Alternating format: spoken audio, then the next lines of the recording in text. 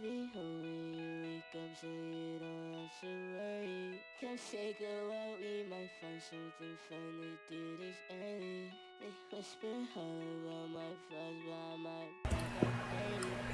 Um, Hello. I don't, I don't really have a reason for doing this now.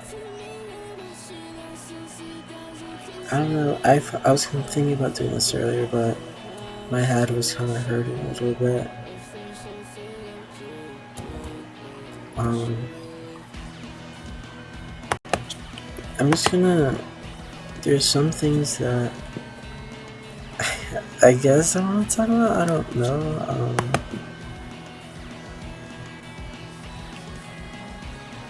I'll be listening to the album this stream, but I don't know.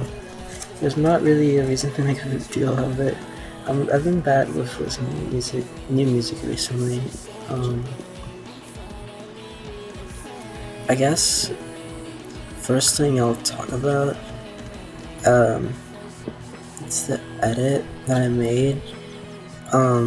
Like a couple of nights ago, I came up with the idea. I mean, I didn't come up with it. Like, I remember having this idea of making like an edit of a baseball player, like have like just like general like sports edits. Like, I haven't really had I don't really have any inspiration other than the very vague memories that I remember watching them. Um, I don't have TikTok. That's where a lot of sports edits probably are.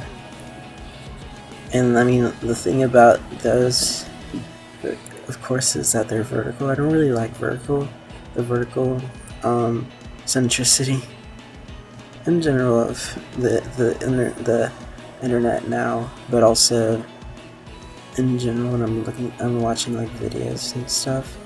Horizontal, I feel like I prefer horizontal a lot more. I mean, that's not really like a big part of it. I mean, it's a big, an important part for me personally, but I remember that idea. Originally, I wanted to do it with uh, what's her name? Lightning.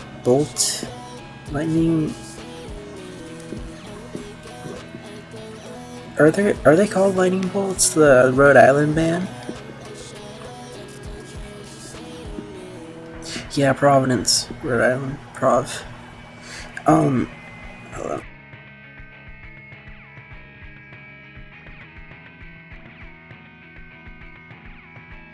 My nose has been kind of runny too today. I don't know. I think it might be because of the cat, maybe. I'll get to that in a little bit, but so the Prov band, Lightning Bolt, a song off of their album Hyper Magic Mountain.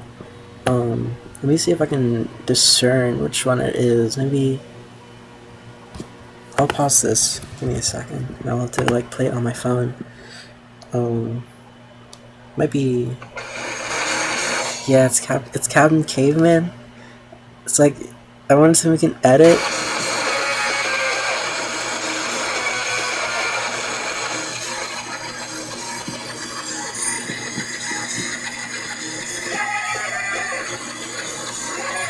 Like this part of this like last that I don't. I'll have to re-listen to it before I like do anything with it. It's so like amazing, just like how energetic it is, and I was thinking about that originally. I might after making this edit, I might consider doing it though. I personally, I'm not sure if I actually go through with it because this what I'm gonna talk about is just like I did it spontaneously. It's kind of the first time I've done that in a while. It's like finish something because I did. I'm almost finished with it. At least I'd say I did post it on Twitter. Maybe I should post it everywhere. Just post it on Instagram to jump scare my school acquaintances, I guess, and friend. Wait, how many? I have two friends from school. Um, yeah, but I don't talk with them much anymore. I don't remember if either of them wished me a happy birthday. Anyway, and also posted on YouTube, maybe. I should post it on YouTube Shorts too, so I love engagement. Just kidding, I'm not gonna bother with that because that's gonna be too confusing. I think. There's a whole entire discussion to be had when it comes to engagement and how I view it on social media, because I kind of like there's the way I see it and then the way I kind of like my evil twin side sees it. It's like kind of guilt. There's like this complex contraption in my head. I'll have to think about because like even like describing it, it's probably gonna be a whole like it's 15-minute tangent in and of itself. But anyway, um, okay, wait, I should show it the edit. I worked on it the whole day, basically the whole day yesterday, and I finished it today before I went to the park. Um,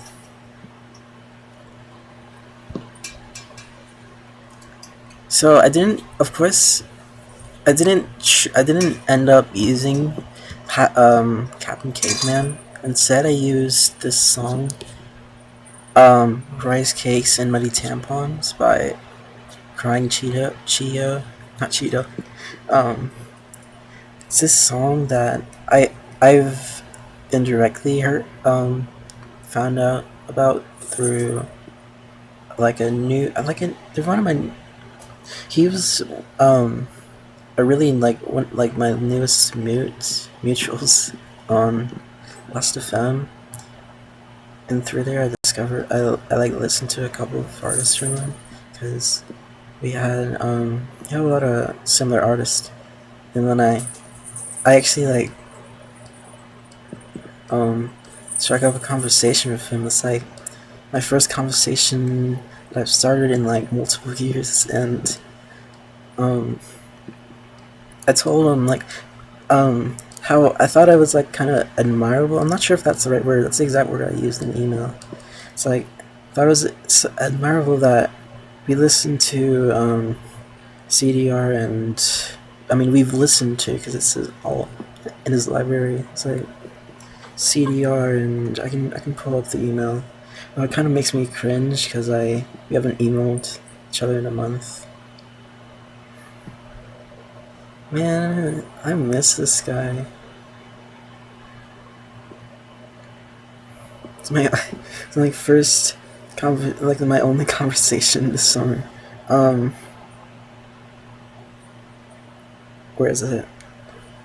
So I'm writing this for a few reasons. You're kind of similar to me in the way that we both have listened LSIT'd to artists from a lot of different genres, such as rap adjacent. And this is kind of like I did kind of this writing is probably kind of a little weird.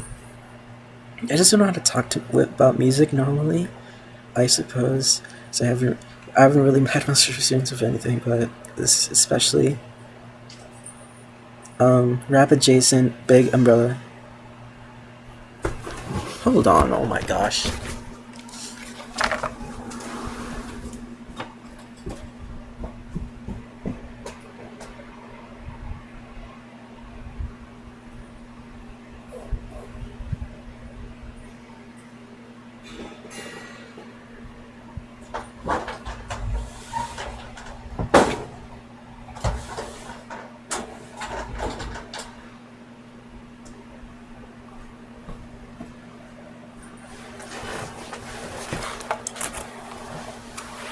I'm on the bed.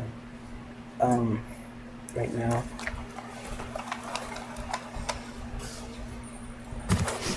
I'll get to the cat later. Oh, I had to put my guitar in the closet to protect it from my cat. I mean, not my cat, but from the cat in my room. I'll get to later.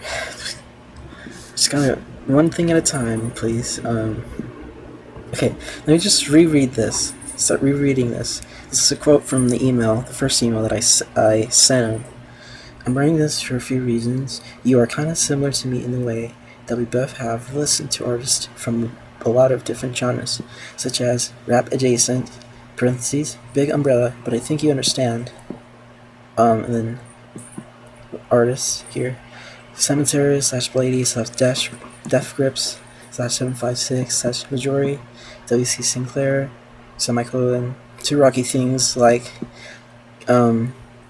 Godspeed, you, what is this? GYBE? Godspeed You Black Emperor, I think. My Bloody Valentine, Have a Nice Life, Glass Beach, To Lowly Chorus, that stuff with breaks like Gore Shit, CDR, and DJ Kira Kira, to Quero Kira, Bonito, and even a bunch of lesser known stuff I've really enjoyed, such as Ergos M, Jane Mover. They are sort of popular now, but I thought this was worth mentioning, one of my favorites ever. It's true. And Shagopani, Thursday Morning, 300 Skulls Counting, Boards of Canada. Boards of Canada are not lesser known. Whatever. And probably even what I forgot, I think I did forget something that I wanted to mention. Should I bother? This makes me sad, kinda. Let me just look through my library to see if anything rings a bell.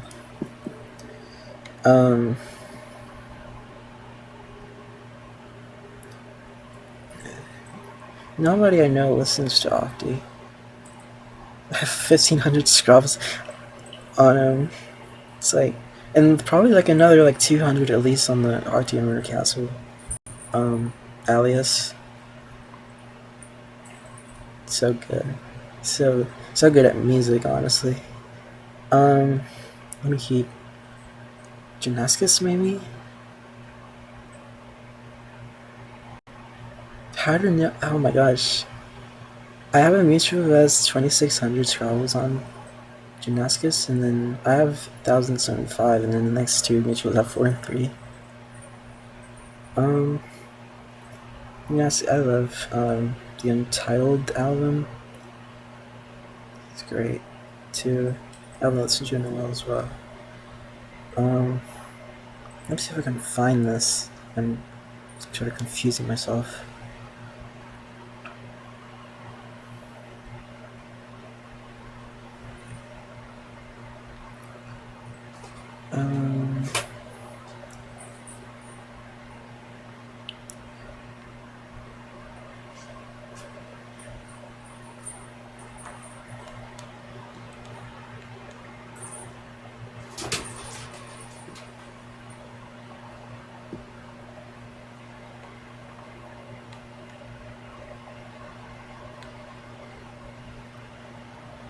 I don't think it was Figuring to Pride, was it? No.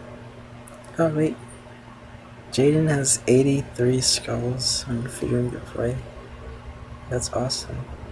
I forgot. Yeah.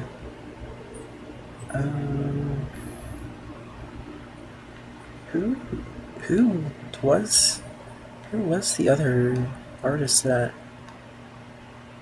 I wanted to mention and I didn't end up mentioning? But I kind of like regretted it afterwards, though it wouldn't have made a difference anyway.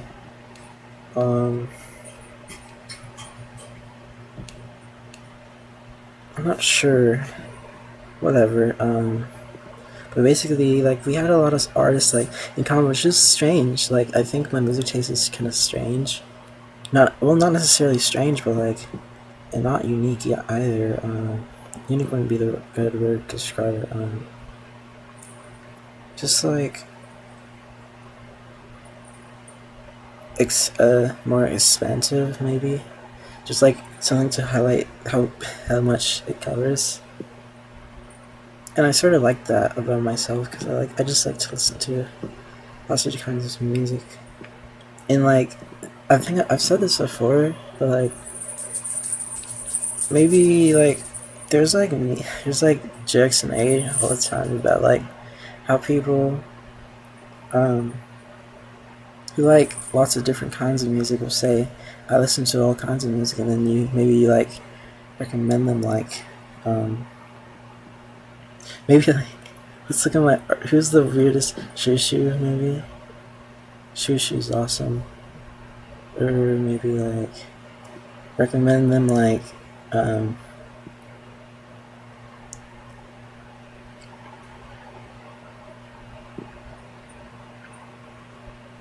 Christ maybe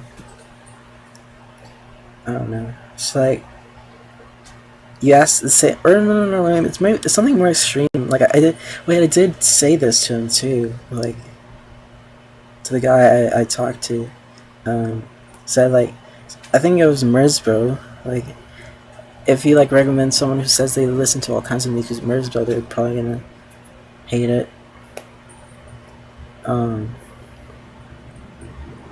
but like I'm sort of close to that. But I still have a long way to go. He listens to so much more music than me.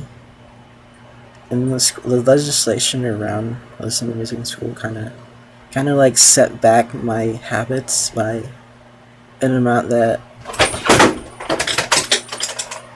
oh my gosh, hold on.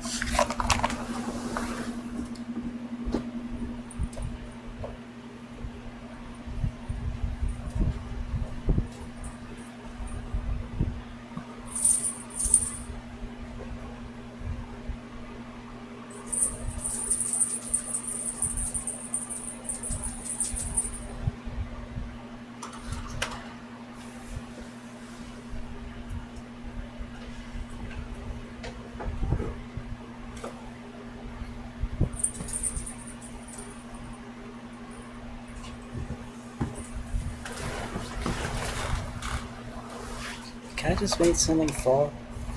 I'm not even sure. I think it might have been the pack of gum that was on my desk. Might have to move to my desk if I can't stop talking. Which, I mean, I don't have to stop, but I don't know. It's kind of late. It's not really. It's only one. I could stay up till like I could pull an all-nighter if I wanted, but I don't want to because it's always a dumb idea. It's really. Now she's around the freaking computer. I've been trying to invite the cat to my bed,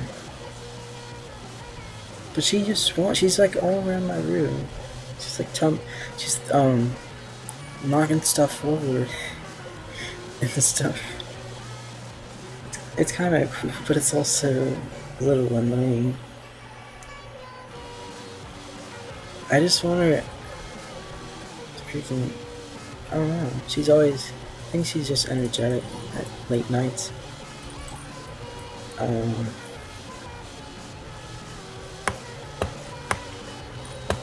But yeah, I forgot. I think I did sort of get to the end of what I wanted to say. I'm not sure. I'm not sure if I should like. Part of the annoying thing about one of the very many annoying things that people like to do on social media nowadays is like post like direct freaking like screenshots of like conversations of people. That's just kind of gross, maybe. Like I don't know. Like I'm not entirely sure about the ethical what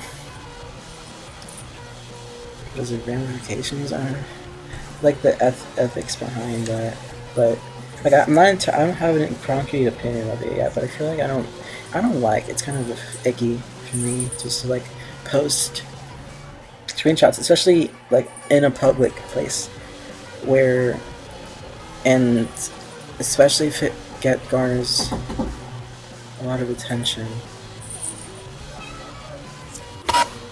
Oh, she wants to leave.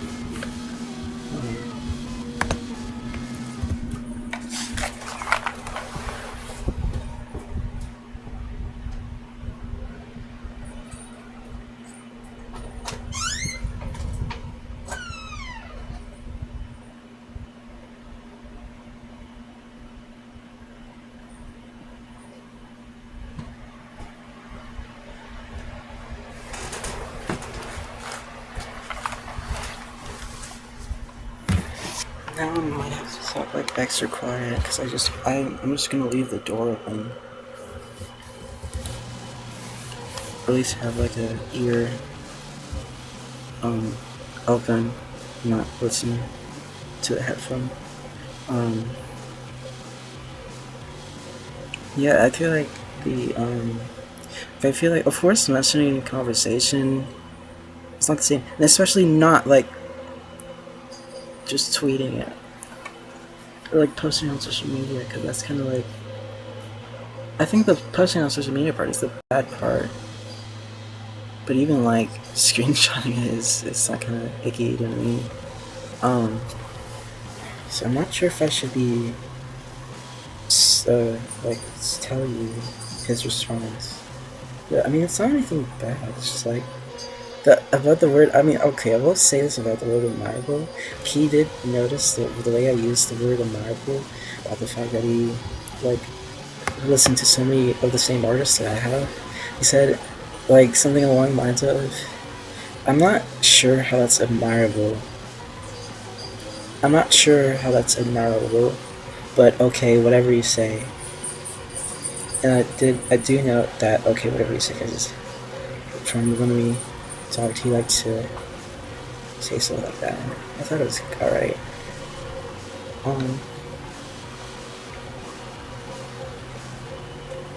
I don't think he meant it in a bad way. It's just like the way it's supposed to be used, like a confirmation that he understood. He's alright with it. Um,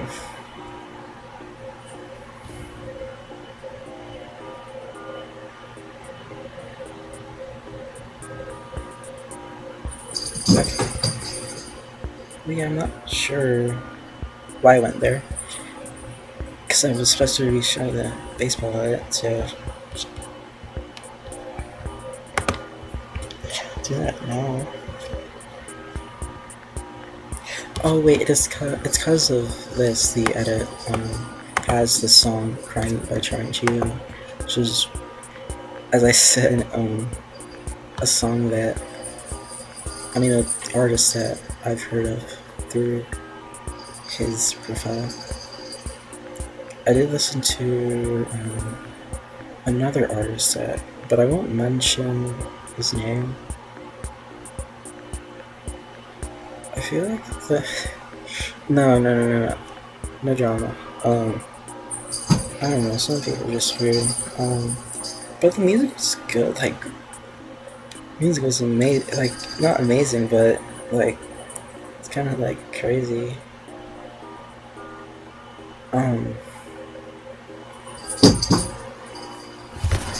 What's going on?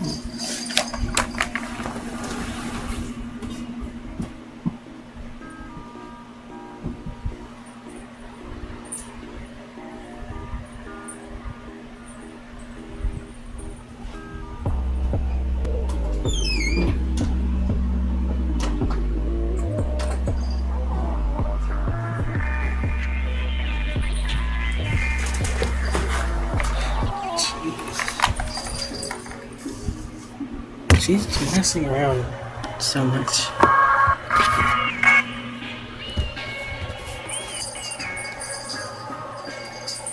Maybe I should like not give her the toy. Like just put it in the basket in the hallway. Maybe I should do that. Maybe that's a good idea. Make her calm down. I'll do that. Hold on. Give me a second. Do that.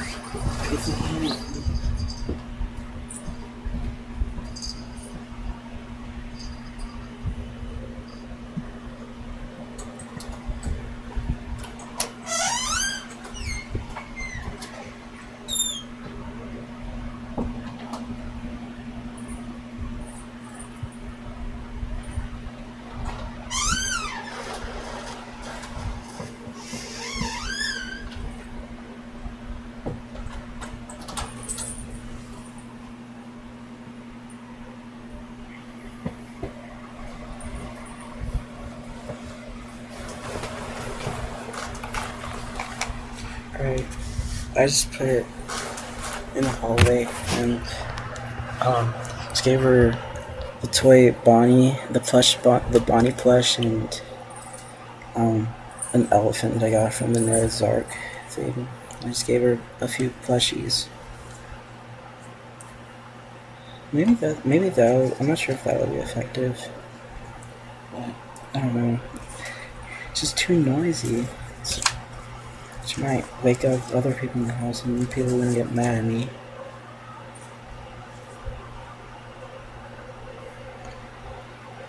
Might have to open the door, but I don't know. Um,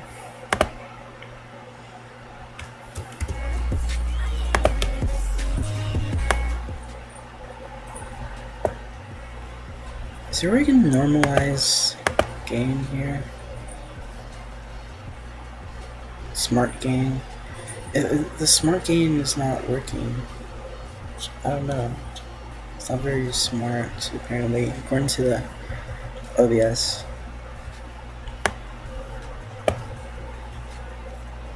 But anyway, how do I get this off my screen, my phone screen before I get. I used to like to read old conversations sometimes, but it's not really helpful, so I'd rather not do it. The edit, right? Okay, yeah, no more music talk.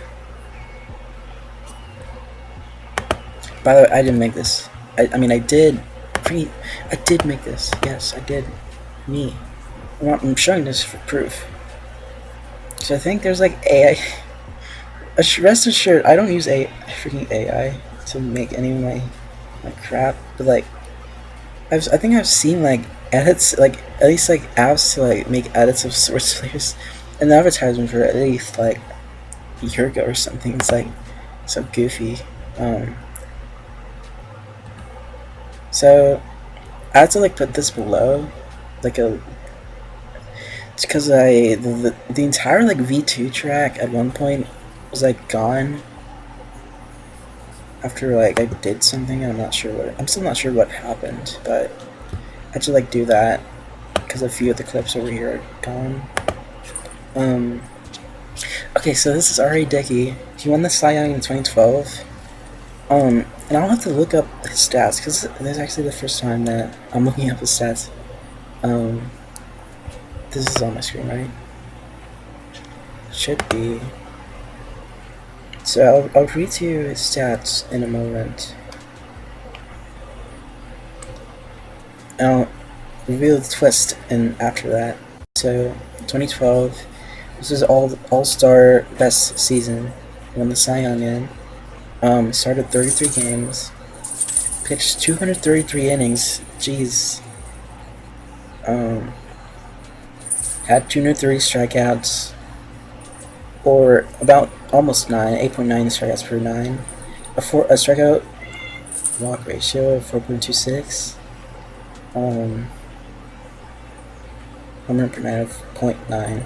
A whip of 1.053. ERA plus of 139. Wait, what was his ERA? Oh yeah, 273. Oh yeah, and then his record, which doesn't really matter, but 20-6. Had 5 complete games, including 3 shutouts. I think it was Tampa. Was it Tampa? I think it was, yeah, okay, so I can see here Baltimore, Tampa maybe, and then a third one. 1 hit. Should be 1 hit. Wow. Second straight 1-hitter. Baltimore, Tampa, and then the Cards, I think. Are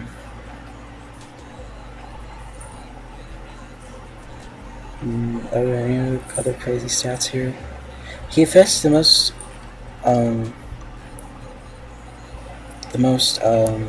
batters in the NL, 927, which goes along with the innings pitch leading. 7.4 hits per 9.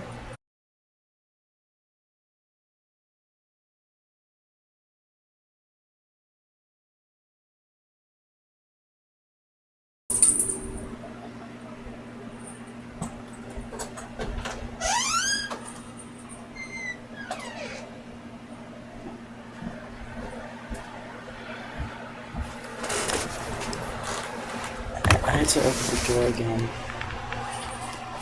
I don't know what she's doing.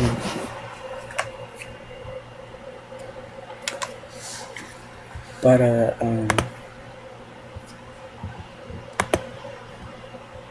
mean, I already know. This is.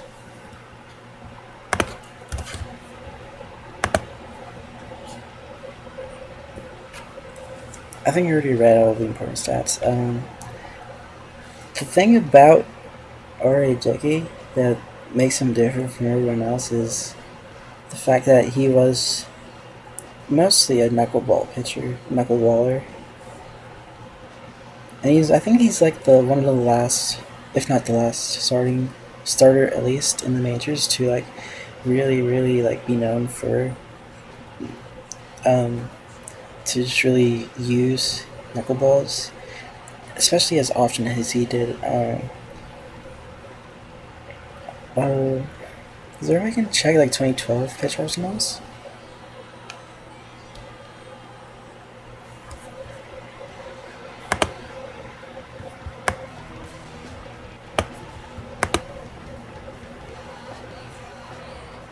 Uh, 10 best pitchers of 2012.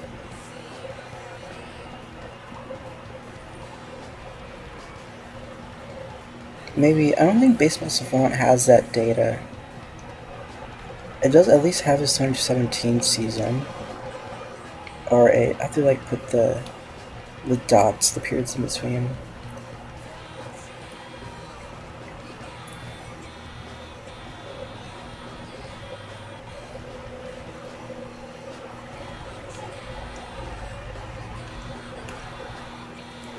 Okay, so it has his 2015 to 2017 season. So in 2015, his arsenal was 89% knuckleball and then 11% fastball. In 2016, it was 87 and 13 split and 83 17 split in 2017. Just those three pitches. I think maybe before it was even more. I'm not entirely sure how to check that. But he really just relies on the knuckleball. And for this reason, he was, of course, you have to be really good at the knuckleball to be able to use it as much, that much, and rely on it as much in the majors. I won't play it because it's gonna lag really bad. Here's all the editing I had to do. I had to like put a ton of markers. The thing about this song, if we can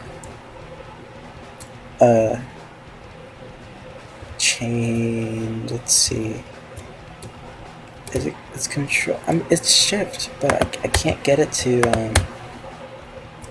get taller, make tracks taller here. Yeah, I mean that's better, that's way better. So, oh dang, I'll mute it. I'm gonna have to mute it because I don't want to blow my ears up. And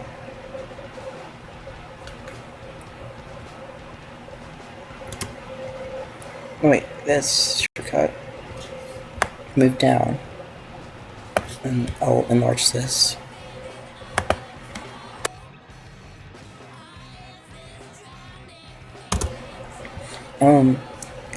You can see here. You can't really see anything. I mean, you can sort of discern like these moments are pretty good. This song, the problem with this song isn't time signature or it's like too fast or something. It's that it's really hard to discern like the upbeat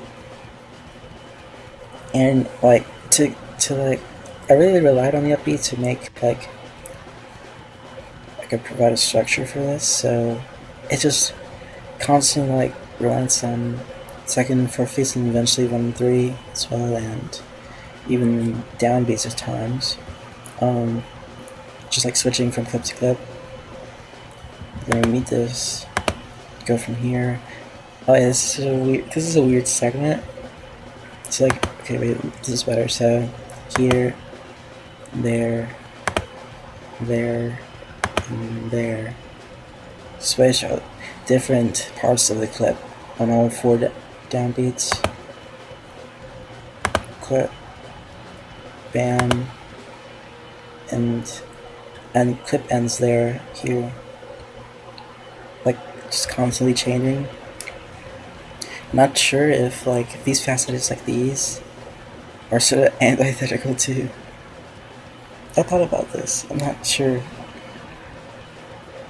if the existence of these really just quick and snappy edits of so many moments around a season, especially when it has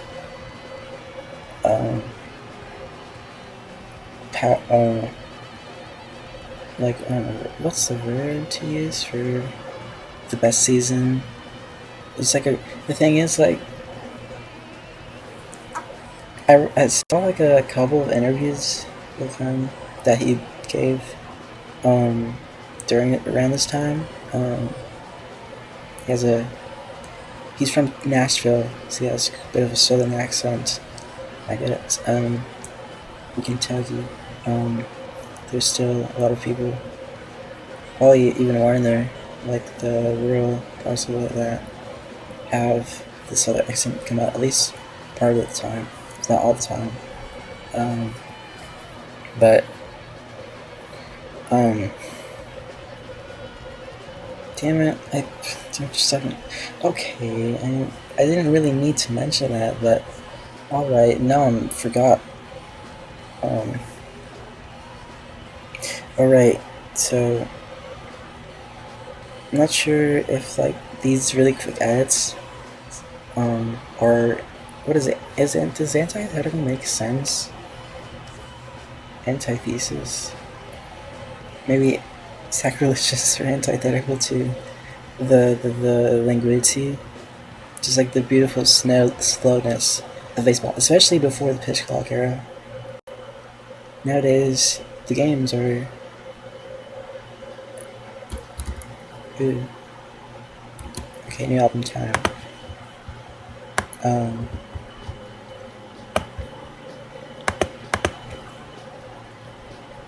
Pitchers dictated the pace of the game before the pitch clock, and as a result, I think they were just much shallower. So like, how such quick pace, and not only that, but like have so many moments condensed into 1.5 canister. Maybe kind of weird, especially the old heads, maybe. And I mean, the old heads and new heads too would probably be deterred by my song choice, but it kicks ass, so who cares? But like, I'm not sure, but I'm not entirely sold on this idea. I just felt like it was gonna be fun to make, and it was surprisingly fun, though it was also a little annoying because I had to like, a lot of the time I had to fix some like issues with the precise placement of the changes and stuff, because my computer still is laggy when I'm doing video editing. Unfortunately, it's not something that I do often, but it's laggy. It's a little annoying. So I had to deal with that. I exported this like around a dozen times to fix some issues. Like I did take notes like through my first like few rounds, and after that it was just like small fixes that I wanted to rough down. What was it? Sandpaper down something. You do within sandpapering. To like make this better, because like I don't want to make any glaring mistakes, and I don't want to make any ceramic size either.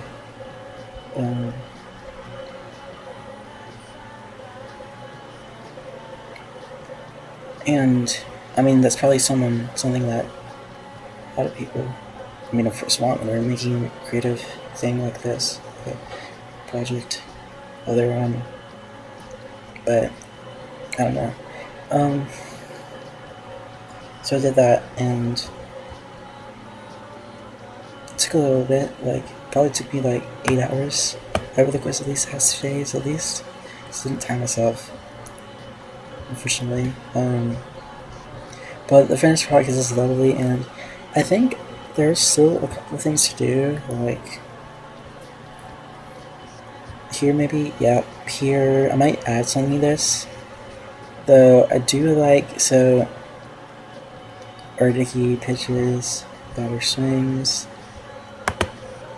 and then he turns to black, and then there's this like really quick collage maybe of different clips going on all at once.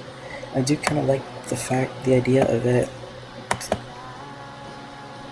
just everything going black and then clips just starting to appear in corners like this.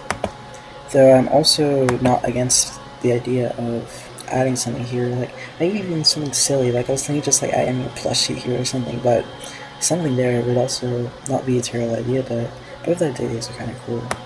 And also, I mean, I think this turning to black works, and I probably should just leave it like that.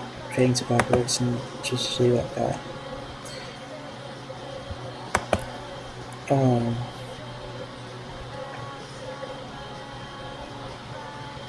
And then this face effect that also works because someone's like jacket comes into frame, maybe the Empire's, and it just covers the camera, and then it's the last thing you see. I think it turned out pretty well, and if I do decide to post this, I do really want to post this. I'm not sure if I'll edit it more or not, because there's always like millions of little things you can find in these videos, or even just like going a completely different direction. It's kind of like how life works, but I'm not sure if there's much that I would want to do with how this has flourished, so I might just leave it be.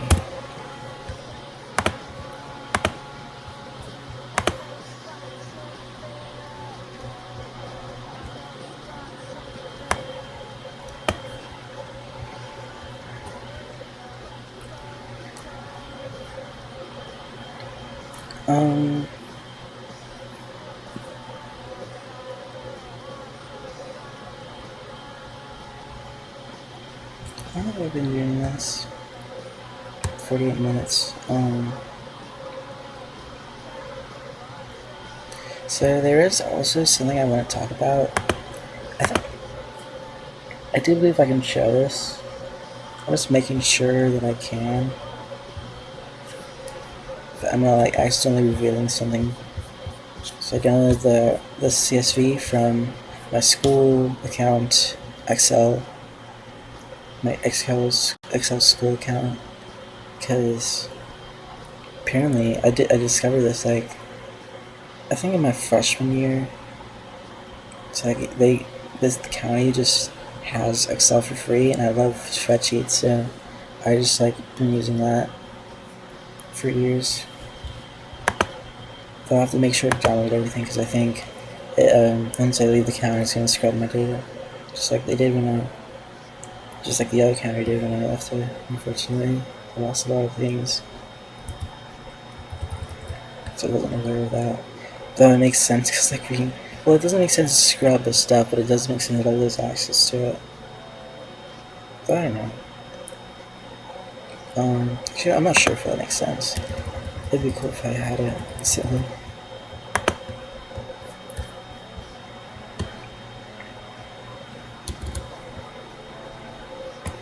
Okay, can I show this?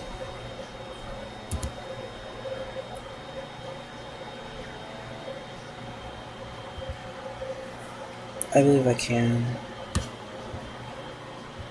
So In March, I didn't put this on my page because, one, the failure of Black History February um, sort of deterred me from wanting to do another one of those month challenges. Not because like I thought it was a bad idea or anything. It's just like I think I didn't like deserve to have the coolness of having set like things to my one chapter because I think that's cool. But I didn't just do it because I didn't think I deserved it after that failure. Um, Also because I mean I had this idea, um, but like with also with school, it's like um, I also thought about school and how that had been a a significant factor in me being sad, not only being sad but also being kind of occupied with things to like prevent myself from reasonably wanting to do a challenge, like just like a challenge that changes the way I live life. Um, I think later in life, like maybe in college, I want to do more of those, but we'll see. But the reason I did this and the reason I have it now is because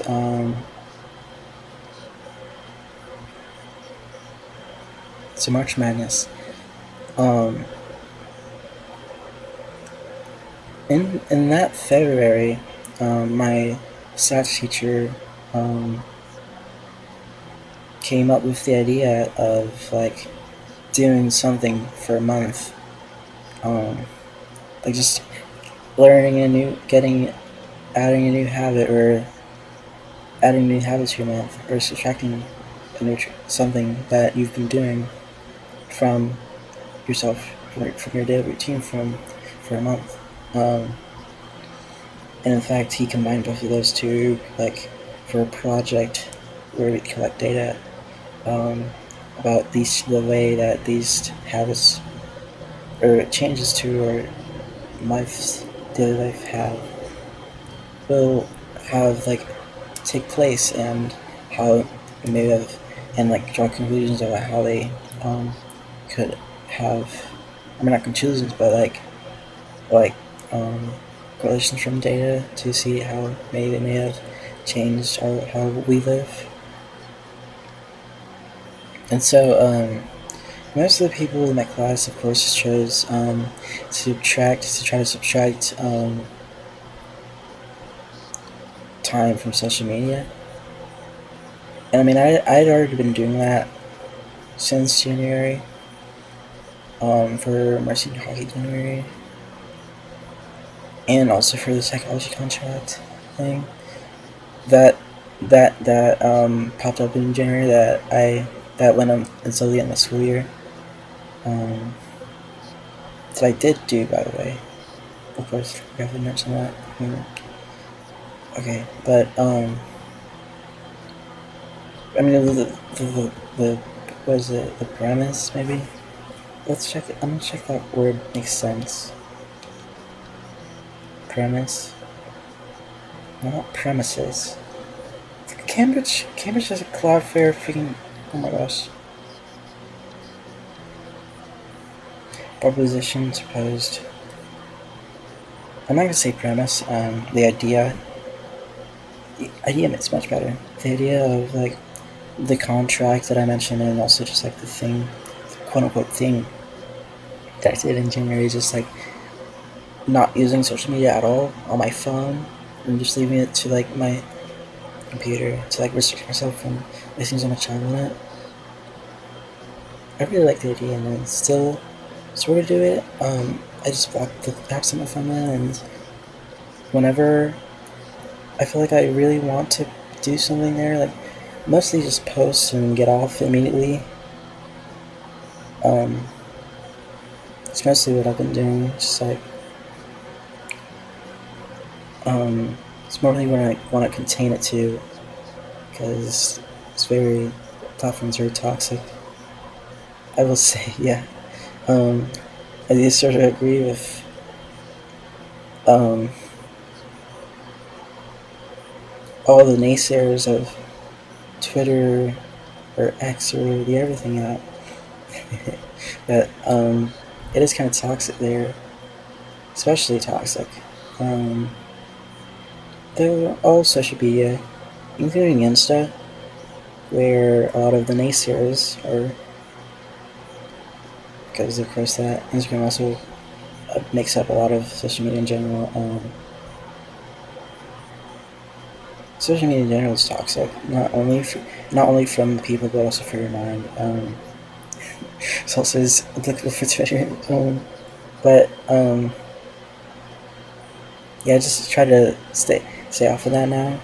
Like used to have a lot less, and it's been good and like good benefit for my life.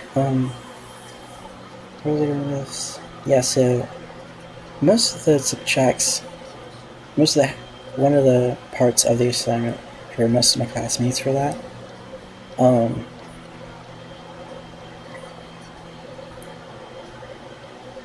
but I mean, I had already been doing that, so I just did something else.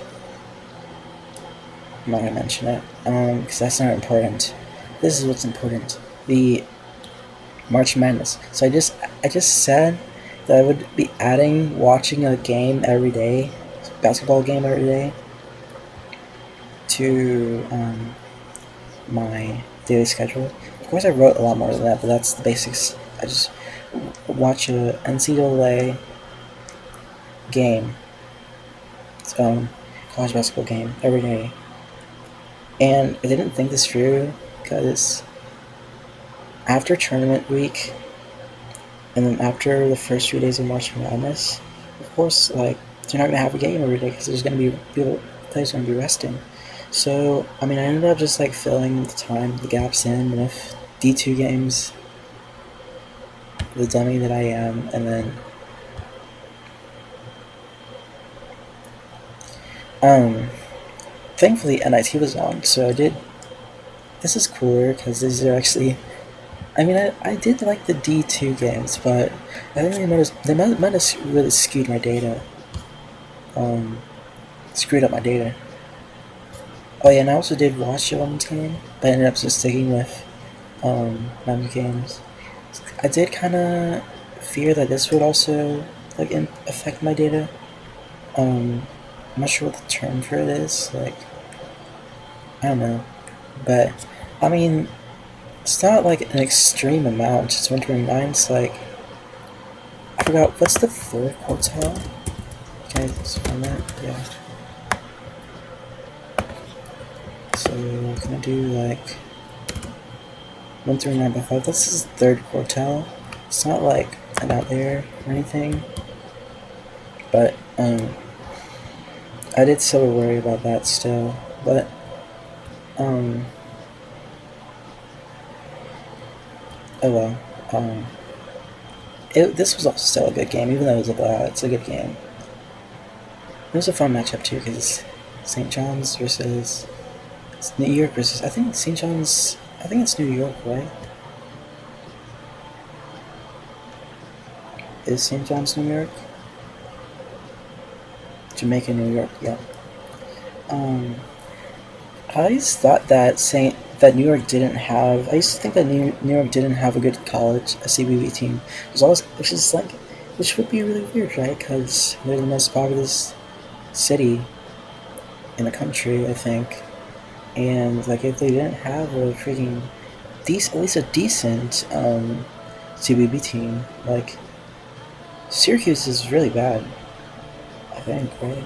At least they were bad this year. I think. I'm not sure. But I think NYU is probably like Division 3 or something, just like John Hopkins is. They were 14th in the AC. What the hell? Yeah, they were 14th in the ACC. They went 6-12 conference play and 5-17 overall. Yeah, so they're not good. Are there any other New York? Maybe Big East? Maybe Villanova? If Villanova is a New York team, then that's just gonna sort of. No, Villanova's Philly. St. John's. St. John's was number 1 in the conference in the Big East this year. So of course, New York City does have. I mean, is St. John's New York City? Because I didn't. I mean, New York State is also very populous. I mean, it has a lot of people, but I was sort of like talking about New York's Jamaica, New York. I have to look this up now. Wikipedia. I'm not Jamaica, the country. Jamaica, New York. Jamaica, Queens. Yep, Queens, Jamaica, and then Queens, and then NYC. Okay, so yeah, that is New York's good college basketball team. And maybe there's like, where's DePaul from? DePaul. Oh, from Chicago in the Big East? You gotta be kidding. What are these conferences? Where's Sam Hall come from? Sam Hall Uni? New Jersey, okay. Creighton? Isn't I feel like Creighton is also kind of far from there. I'm not sure. I forgot. Nebraska. This is not East Coast. I know Providence is from Butler. I think Butler might be another New York team, but I'll have to see. It's from Indiana. I forgot about that. So it's not East Coast. I mean, I don't think it was ever East Coast. I think Louisville at one point was in the Big East, but they're not anymore. I'm not sure why. Georgetown. I know Xavier's in Ohio. Georgetown, Uni. Georgetown, DC. Okay. I think he's kind of. Is Nebraska East? Is Chicago East? I mean, this is kind of how some CBB conferences are, so I can't really, like, hit on it too much. Nebraska, you're kidding. Nebraska's literally in the middle of the country, and it's in the Big East? What the hell? I never knew that. I never knew that. I never thought of that. I mean, I just clicked on MLB. I'm looking on the real app right now. Where's the Big East? Who's DePaul? Wait, is it DePaul that's from? No, it's Creighton. Creighton is in Nebraska, in Omaha. They should be. They're closer to the freaking. They're literally like in the home of the CWS. They're in the, so much closer. I mean, Omaha as the home of the College World Series is actually pretty cool. Something else, so that I didn't think about. This is really in the middle of the country, so it's not crazy far from everywhere else.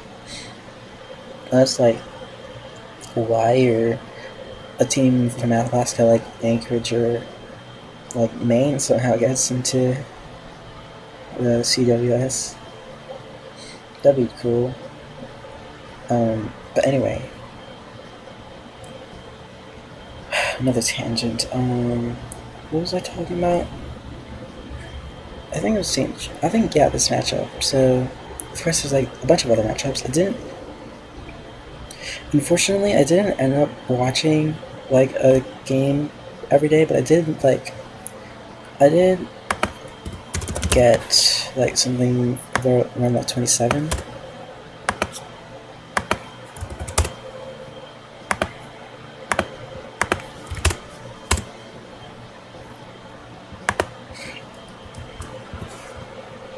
Got 27 out of the 31 days in March that I watched a CBB game, which is alright. I didn't end up watching all the games because one, I did realize that you don't have to be on point every day for the project, and though it would have been nice because like 30 for the central limit theorem, 30 is the golden number to like in order to like for Z and T distribution that because that's what we were dealing with, and this was practice for that.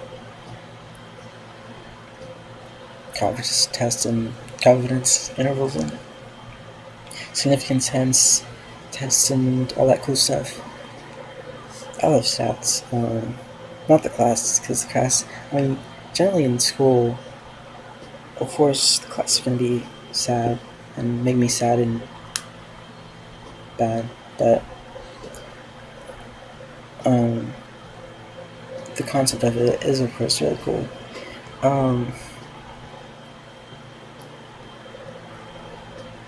I took it because my soft. Oh crap. Well, I just realized something bad.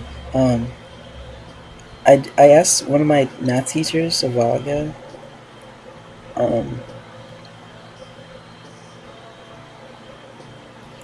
Wait, I just realized. No, shut up. Okay.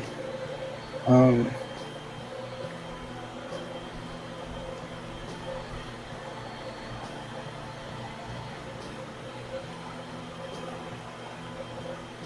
Internet safety. Freaking, gotta be better. Oh dear. Anyway. So I watched 27 games. One of them was a replay, Penn versus Yale. I did really want to watch this game when it was being aired originally. Maybe around here. It was around like here somewhere during tourney week. But I mean, things. I just don't think I could find a replay for it. I watched it on my birthday. That's cool. It was a game that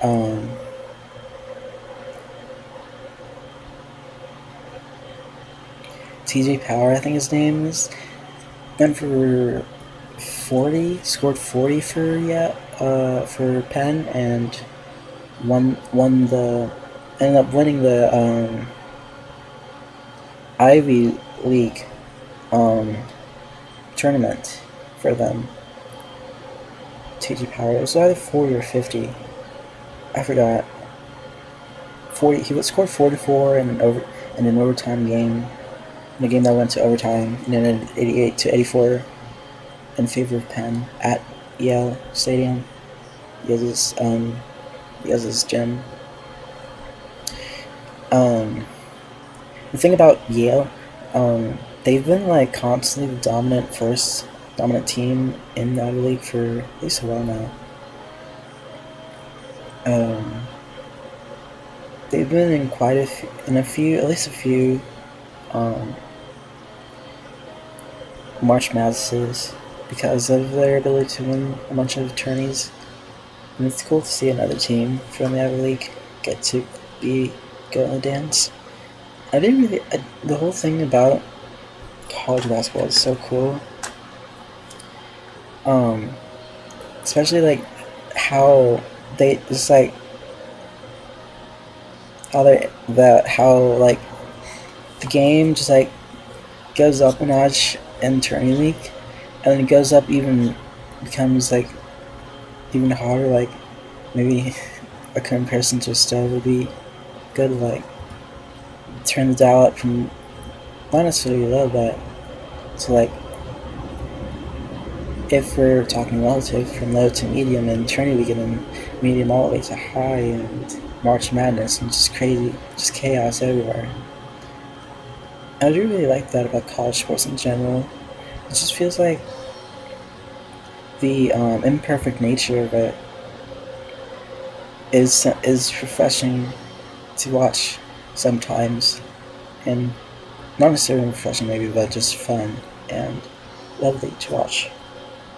Of course, I love watching the MLB, for example, but I would like to watch more college games, and I mean the NBA is fine. It's a fine from the times I've watched it, but I would also like to watch more college basketball games, and I had a good time watching most of these. One game that I really did not like is it. Actually, I won't mention it. I won't bother with the few lowlights, I guess. So what I was sitting with here was like seeing if there was a correlation between. So you'll see these are the two main stats here: distance between school arenas and possession count.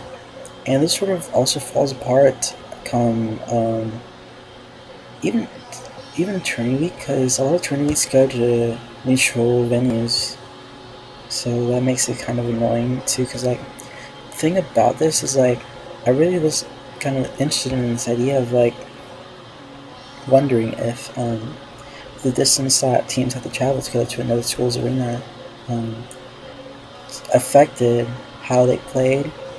And the way I measured that was the possession count and less pace of the game. Like I was thinking if for the larger distance that an away team has to travel um, um, to play a game at another school's arena, the lower the possession count will be, because thus the team will be, I guess, more tired maybe, or just like want to just attack less, like less in a measurable way. We can see here, and of course that statement is flawed, um, in a short period of time. But when look, I think it's interesting to look at it through a lot of games, and I think um, I want to do it for like more. If I were to draw any like reasonable like conclusion maybe from it, though, yeah, I think in general, because it's also because not only I don't think it really matters. At least maybe days of rest would be more reasonable than distance between school units. Um, Knowing that because of so many like different techniques.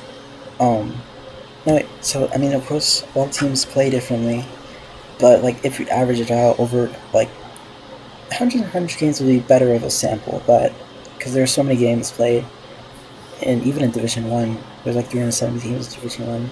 It's like so many games over a college season. But for it to like average it out through hundreds of games from a season, or maybe like randomly throughout some seasons. Of course, they're not spread out too much, but like in a a little like couple of seasons span, like maybe there is like if you just got a ton of games, there's like some sort of correlation there. Though I feel like after doing this, the answer probably would be no, but it is still fun. Like I think the main idea, of course, was to just have an excuse to watch um, a ton of college basketball games, and my stats teacher did get a kick out of it. Like after I watched the Iowa State at Zona game, I believe Zona won that by like 15 points. Iowa State a trash. Just kidding, but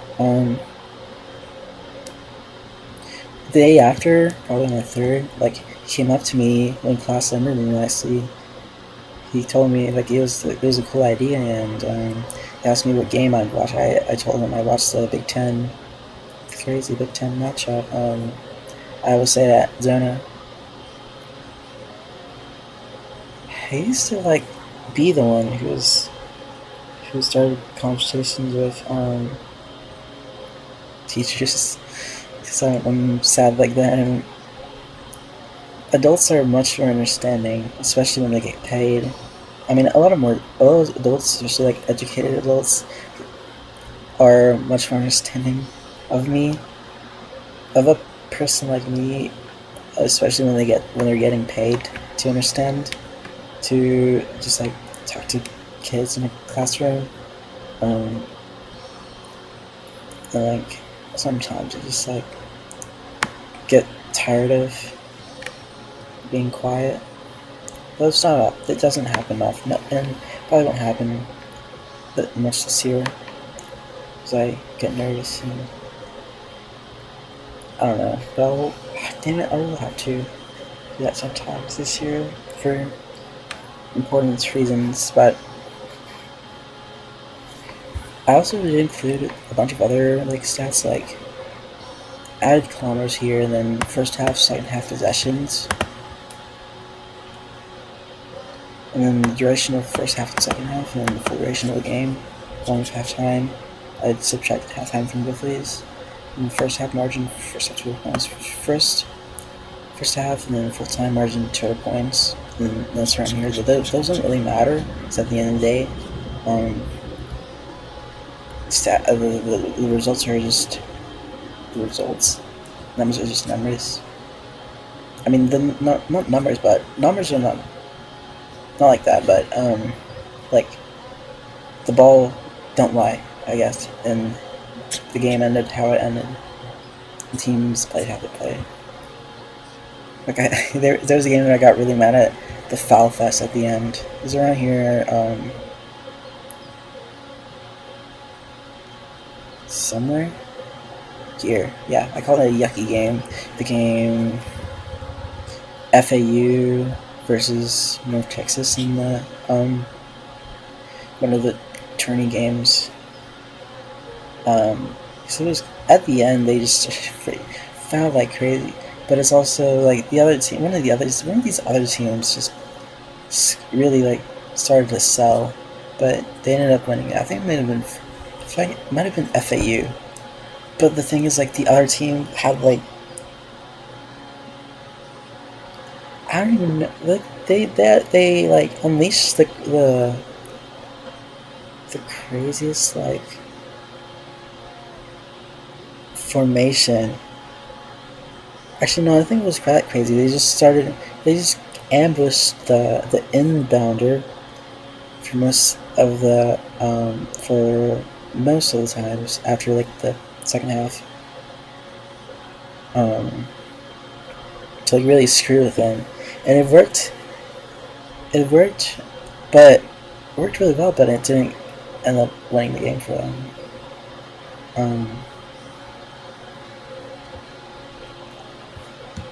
But like there's sort of, even though it was kind of yucky to watch, it was sort of amazing too because like they really just couldn't do anything about it.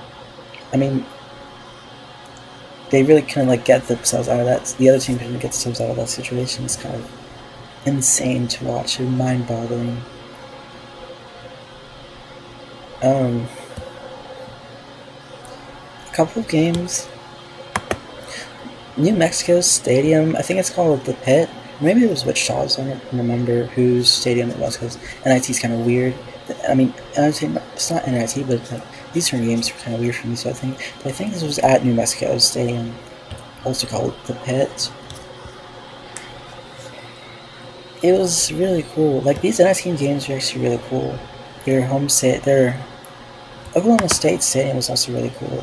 I think I remember this game being just like orange because I mean the Oklahoma OSU's color of OSU's logo is orange, and like it sort of just looked reflected on that, like sort of just like how tough they were to play against, and I think they did win up.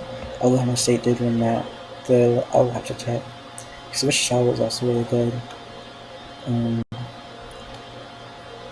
the NIT up to a point. Oh wait, no. Wichita actually blew out Oklahoma State by 96 to 70. I did forget about that. Oops. This is like one of my favorite games. Miami, Ohio, at Ohio. Bobcats. This was the second leg, I think, of the regular season series. MLA series between these two teams. They have a rivalry, and it's like I really do like this rivalry. This game went to overtime, 110 to 108 to keep the Miami Ohio undefeated streak alive. I think it's to like 30 now. They have to beat Toledo to go 31-0 in the regular season, go undefeated in the regular season, which they obviously did. And then they ended up losing to the 8th seed in the MAC tournament, but they won their Final Four to get into the bracket. March Madness, and they lost to whoever they faced, unfortunately. So this was an amazing game. It's just like there's like so much like rough. They were so rough and first playing hard from what I remember. It's like these two teams hate each other, and that's what I do really like about college. One of the many things I do that is cool about college sports is that I do agree that the rivalries are much tougher here than they are in major leagues. Maybe like before um, the big rivalries in the MLB, New York Boston, um,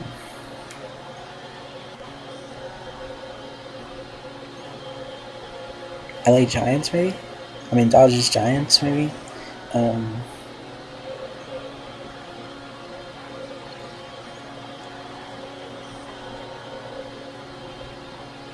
what are the other St. Louis Cubs?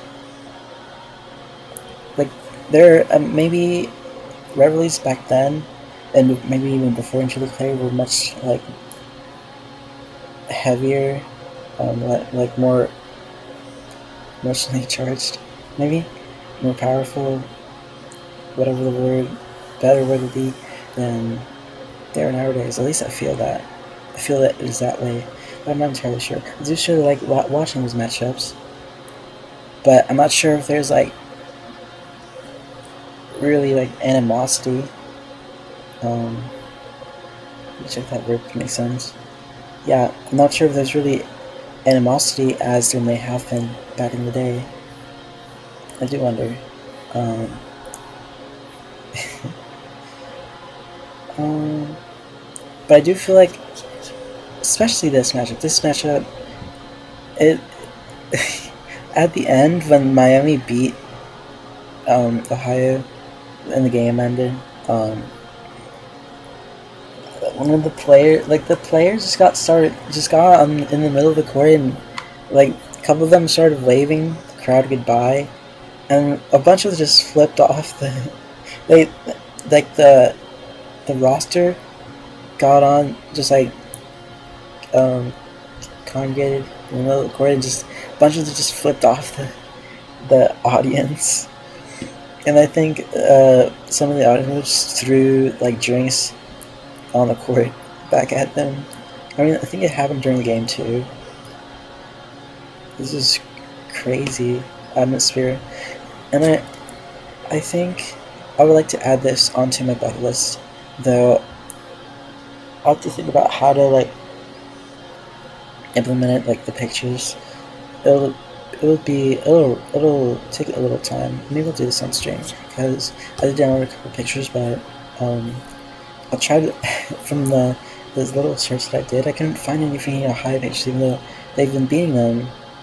They have beat them sometimes. They didn't beat them this season, but they have beaten them previous season, of course. Because it's hard. The rivalry's close.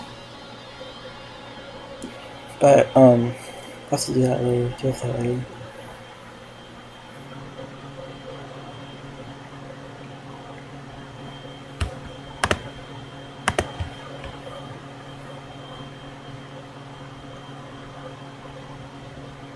There was also I did sort of like prioritize, want to like look at mid majors rather than the Power Five. Like I went from MAC to the MAAC, then Summit, then Horizon, then the Big Sky, the Mountain West, and then whatever this league was in. I think this was Big Sky again, maybe. I'm not sure. Then Louisiana Tech and Ohio State, Kennesaw State. I mean, this is SEC. I think it might have been the final for the SEC tournament. I did like watching the majors. Didn't like, but I did like watching these games, of course. I did really like the Trey Mercy versus Robert Morris game. This game was interesting. Like Air Force really just couldn't do anything. It just got blown out by like 40. And I mean, Air Force had a horrible season. I think they went like 4-26 or something. Um, oh, they went 3-29 and lost the game this game by 35, 80-45 scoreline. That was the scoreline. It's like a really sad game. Nevada just kept going. I did really like that. Air Force lost 25 games in a row, and the announcer did say that it's never take foot off the gas in college basketball, and I do kind of like that. I think that's cool. I think the best mercy, rather than giving up, having a game end after a certain amount of time, is just like um, still like playing each other until until the end of the game truly comes. That's what I like about basketball. I mean, of course, the major leagues doesn't have that. But for example, the Kentucky baseball tournament, high school baseball tournament, um, it ended in 5 innings because I think Trinity won 12-0 against, was it really Boyd County? I can check on the app, the KSA,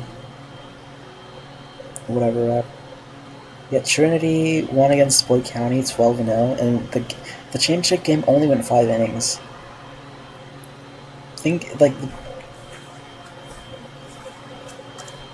I think it's cool to just like play the full nine to like um sort of like respect for the team, and I don't know, I haven't fully developed the style yet. I think it's like something that comes from like I've heard. It's like in Japan, there's not sports teams. They don't have mercenaries there because like respect the respect. It's like sort of respect that comes from both teams playing at their best for the entire duration of the game instead of um, being ending the game early, or even like um, playing kind of sloppily because you know you're gonna win, but the other team's like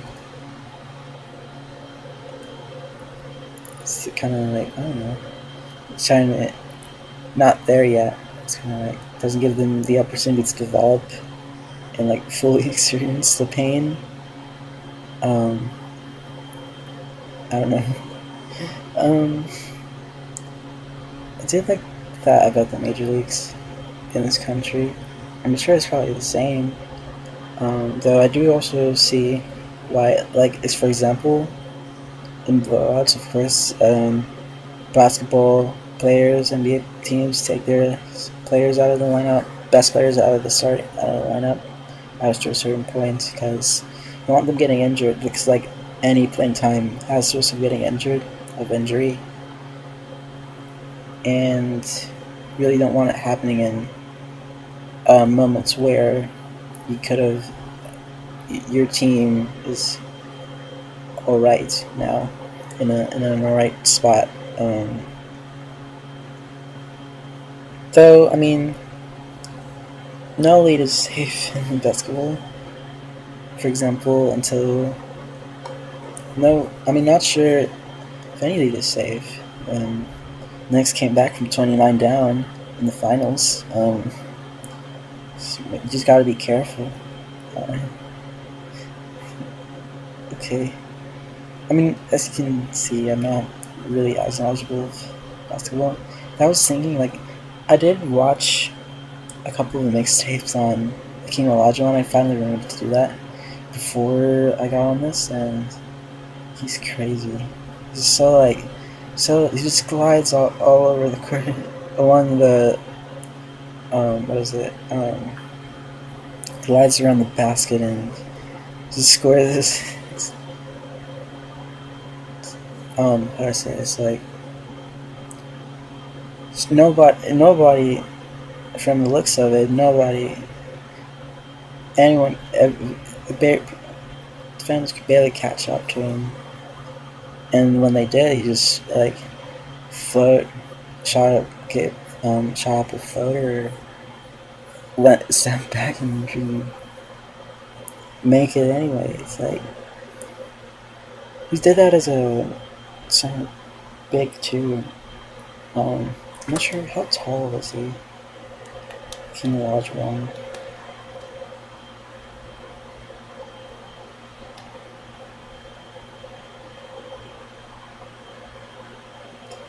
He's 7 foot 255. Serve amazing in that short. That from what I watched, it's just like very like short segments of his career, and even those games, like not even a full quarter, I watched, and so apparently those were his best plays. And oh yeah, and of course his blocking too. At least like just soars in the air and just swats the ball, and it's like I think if he wanted to, he could throw and just swat the ball into the cheap seats, just like flight says. Flight says he could. Okay, whatever. Flight. Um, I don't know. Um, okay, wait, but I'm not sure why I mentioned. Oh wait, I mean, I guess I was just saying that I do have very little knowledge of basketball, much less than um. I mean, nowadays it is less because I've barely been following the NBA and Europe, the other leagues in the world. Um, I did see that the Defender of the Year of EuroLeague signed with the Nuggets movie. Defensive Player of the Year, Alpha Diallo. Let's see. I think he might have signed signed with a team. Yeah, he signed with the Nuggets. Um, who did he play for? I think he played. I think this means he played for Monaco. That's cool. Oh, he was best defensive player of the year, or as they call it, best defender in the EuroLeague, and he's also the steals leader. He won the LNB Pro A. It's probably the French league. Yeah, and he also won the French Cup in 2026. He also won the League Cup. He also he got on the second All LNB Pro second team, and best defender LNB Pro A, of course. He won. He won 3 trophies this last season. And this season, still kind of. Um,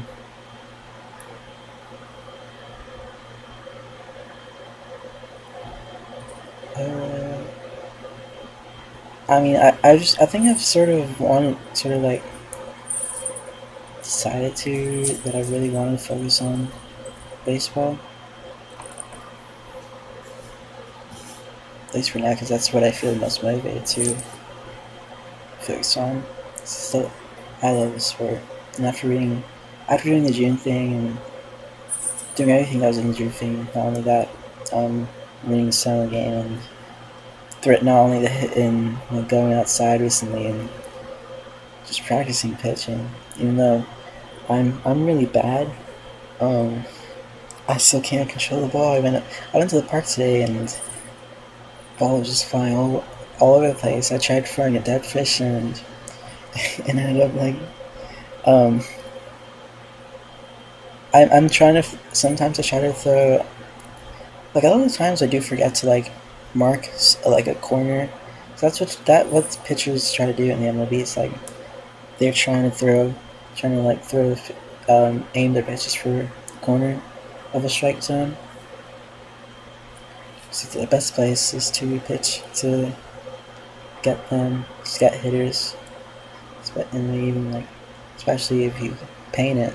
Um, uh, there, a lot of times I do forget to do that. I do wanna, I would like to remember that, but stick it in my head. But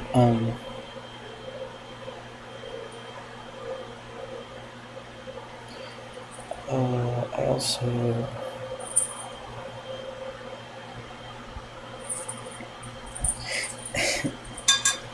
I mean, sometimes it's just like a little bit low and away. I do, and then I throw the dead fish, and it goes super high and away. I mean, super high and for example, if you're talking about um, righties, it's like that wouldn't even go further ahead. That'd be like way over. It's like, I just can't. I'm really bad at it. I've looked up some videos on like pitch grips and stuff, but I do gotta like learn the basics. I haven't done that yet. I would like to maybe eventually. I also want to just keep practicing because it's fun to practice your dead fish and two seam, four seam, all these different grips. Because they're cool to play with. Though I don't really see that much movement, of course. But as time goes on, it's fun to experiment. Um,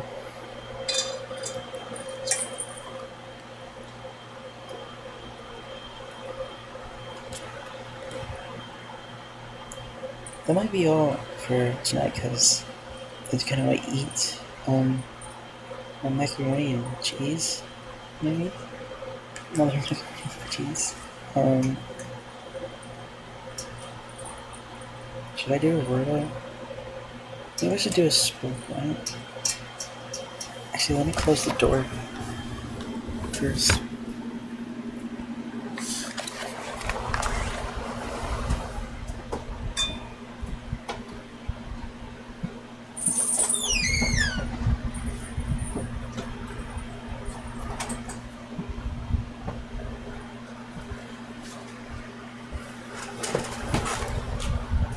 The cat came into the room and finally came back to the room and laid him on the bed for a little bit. But then she just went back down to the floor, and I think she ate a little bit from her bowl of food. Maybe so I heard that. Um, I'll play like a couple of games, I suppose.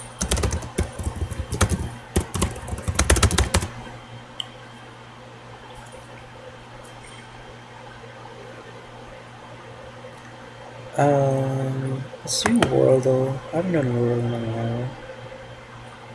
GOZ. Wow, Tuner GOZ. What is GOZ? What the heck? Tap the country, tap the category, score most for the current country.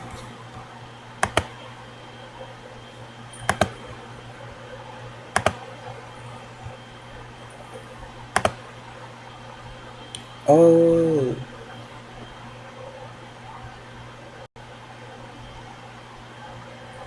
No, wait, how do I restart? Can I restart this? See, like, oh my gosh, no. I think it's like connections a little bit. Like, no, it's not connections, it's like something. Another cool game, but I won't play it right now. I'll play Wordle. What is this? What the heck? Ooh, what is this?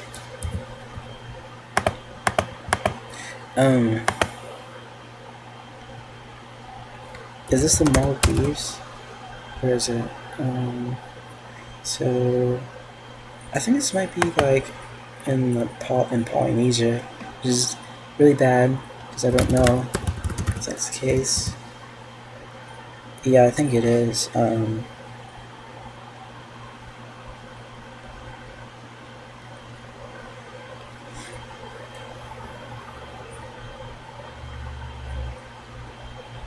So 88%, 1,400 miles to the west of this, so Samoa. Oh dear. Um, is it Fiji? No, but it's closer. What is going on? Just trying to play a bunch of ads, but I have the ad blocker on. It's Fiji. It's not Fiji. Is it?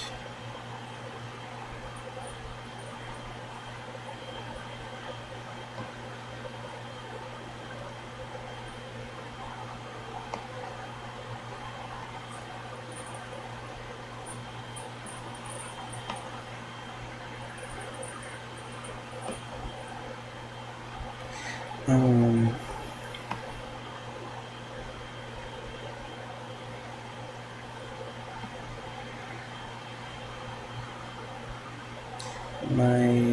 is this the Federated States of Micronesia?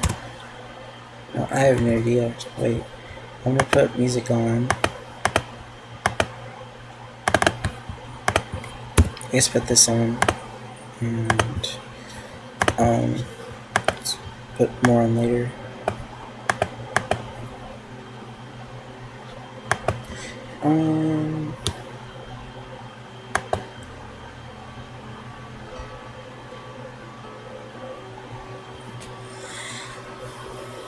No, no, no. Is it? No.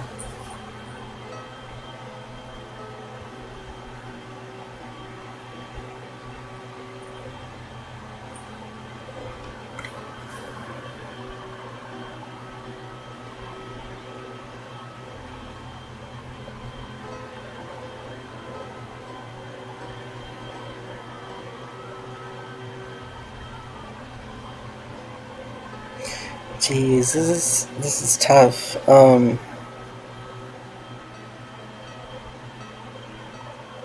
This is so tough. Is Vanuatu? Is it Vanuatu? It was. Wait, yes, I got it. So tree namers, Vanuatu. Is this? No. I think that's Federated State of Micronesia. No. Oh dear. I have no idea. Oh wait, I can see. Oh, wait, that's cool. But I'm not sure. This doesn't really help me that much. I do know that Micronesia is spread out, more spread out now. So, oh no, I'm not gonna get all of these. Is it Samoa? Samoa's over there. What about Kiribati? Marshall Islands. None of them. Solomon. So this is Solomon Islands. It's Fiji and then New Caledonia. Oh, here, let's go. So that's Fiji. New Caledonia is to the south, and Solomon Islands are over here. Okay. I have no idea. Port Vila. Port Vila, it's probably over here. Dang it. Port Vila is over here. Honiara from Port Vila. It's probably like somewhere around here. Okay. And Honiara from Solomon Islands is 920. Yeah. Dang it. I was kind of close, but not quite. Vanuatu is this flag. So it's a cool flag. So is Norfolk Islands and Caledonia's. So Solomon Islands is cool too. I really like the use of green in flags. Which one of these flags is true about Vanuatu? Is this true? Yeah. I'd be very surprised if this, or this, or even this was the case. On Pentecost Island in Vanuatu, men perform a dramatic ritual called something by leaping from towering towers with vines tied to their ankles.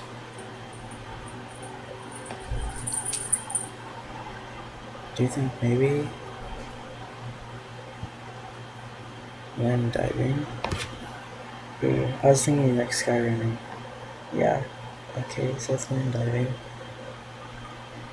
During World War II, the land of Espiritu Santo, present-day Vanuatu, served as a major base for, probably the Portuguese. For the United States Navy. Through to, I'm not sure if that's like the Portuguese.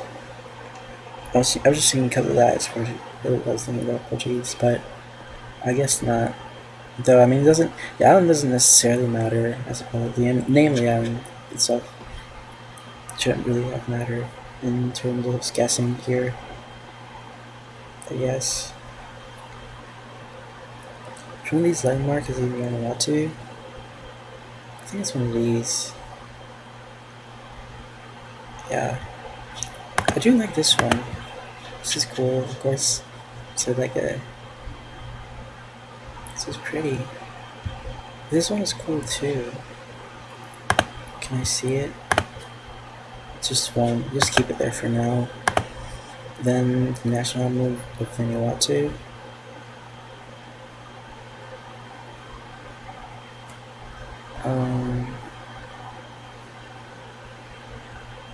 Maybe this. Yeah. Long God, Yumi, stun up. This is the word of Vanuatu. Was it covered? Can I guess? Emblem or coat of arms, maybe? This is cool.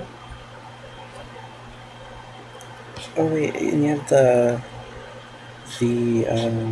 whatever this is. So maybe it's like a horn, a fossil, a bone or something from the flag on here behind the guy.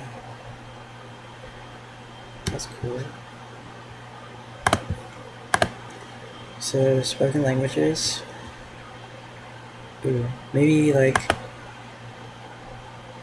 Maori. So I know this is a lot of Maori speaking populations in New Zealand, but it also is here though. It is. I think New Zealand is probably pretty far from Vanuatu, so maybe it's like this and this. Yeah. And then I suppose I'll have to like guess. I'm not sure.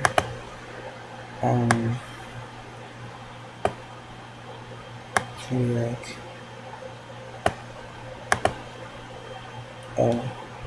so this is Pular. This is interesting. I like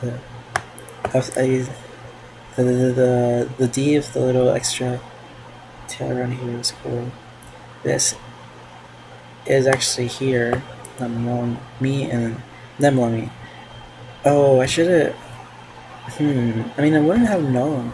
I mean, I didn't really know which one was which, but I should have noticed that these two were pretty similar, and maybe that would have been like a really good hint. Was that these two, which are really close to each other, and these two are very similar. That's interesting. Per capita, maybe here. Ooh. So 3.2 thousand. I'm not sure. Is there a country that has a per capita below 1,000? I can look this up. Per capita country GDP per capita. These are countries. Look at this later. The estimated population of Vanuatu, I think it's more. Oh, that is a lot. That is a lot more than I expected. It's 335,000. Ooh. And then, wait. Maybe I'll just guess because it's similar. Yeah, the Vanuatu. That's cool. The four most populated cities of Vanuatu: Stu, Port Vila, its capital, Linakel as the second, and swap these two. Dang it. So Linakel is the least populous of the four. What just happened? What in the world? Luganville is second most populous. Norsup is the third, and Linakel is the fourth. Got first and third right.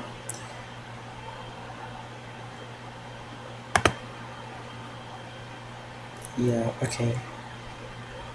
So that's the game. I almost didn't guess it. The distribution is way less today. Less ones and two. Less one. The one's the major thing, and two.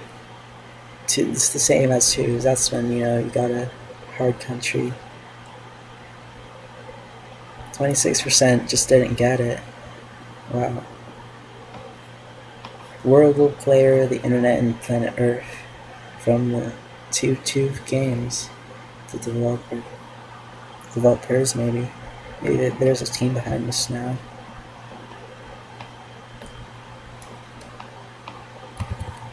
So let me keep this. I really like to see. I'll just see the least.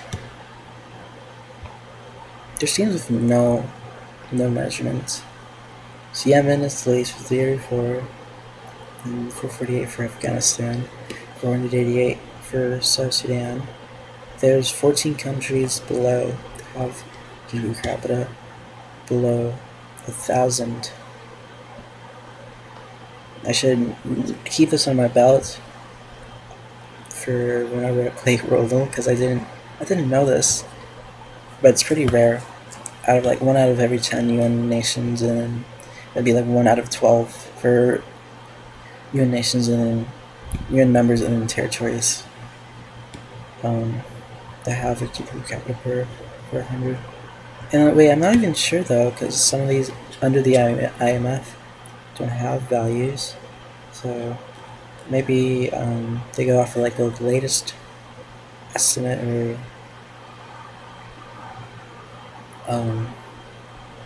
something around here. If we go off of this, then what in the world? Why? What is this? Oh, okay. So wait, but weren't there like? Wait, this is weird. Why is it like this? Afghanistan 417, 396. That is kind of weird. The least are just at the bottom there. United Nations. Monaco has so much money per capita because it's very dense well, no, it doesn't have to do with population. Just that it's very attractive for the wealthy, I'd imagine. Reliant on tourism and banking. Liechtenstein is also up here. I mean, Liechtenstein has a few people, right? Yeah, 40,000, and Monaco has 38,000. So it also probably has to do with because smaller population. I suppose then. And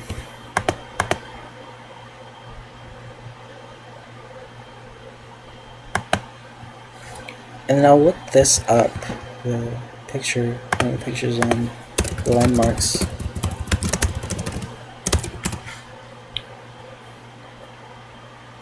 And I'll probably just get off because it's getting a little late, and as I said, I'm gonna make some food, I guess. So this image comes from Wikimedia. Is this Moldova? Monasteria Nici Domnului. Why is the in? Why is the hat? Why does the eye have a hat? In Kerchi. It's probably. Oh yeah, Romania or Moldova. I think this is Romania. Or wait, but no, this is in Romania, but this file illustrates a cultural heritage monument in Moldova. So this is in Moldova. Can I search this? Monasteria? So, wait, is there like a wiki page? Kerchi Monastery. The Kerchi Monastery is an Eastern Orthodox monastery in Butici, Orhi District, Moldova. This is cool. It looks pretty here. This is a pretty picture in general. Like, maybe this is a river. Just a body of water here. Lots of leaves, probably, I think. This looks nice. It's like a nice landscape, even with the kind of gray skies. So it looks cool. Which reminds me of the wheel. How do I say this? Like the eel, resonance. No, let's put. Well, I didn't end it. I ended it. I tried to say it in French and then I ended it in Portuguese. Resonante. I don't know. It's the Eliane Rodigue album that has a great cover. It's like the text Leo Reyes or Mont to or something along the lines of here. I made a cool poster for it. And I made the entry or wrote the entry for it. It's very different from the sky here. This is a cool picture too. There's blue skies with a few clouds and the leaves in the river. Is that a river?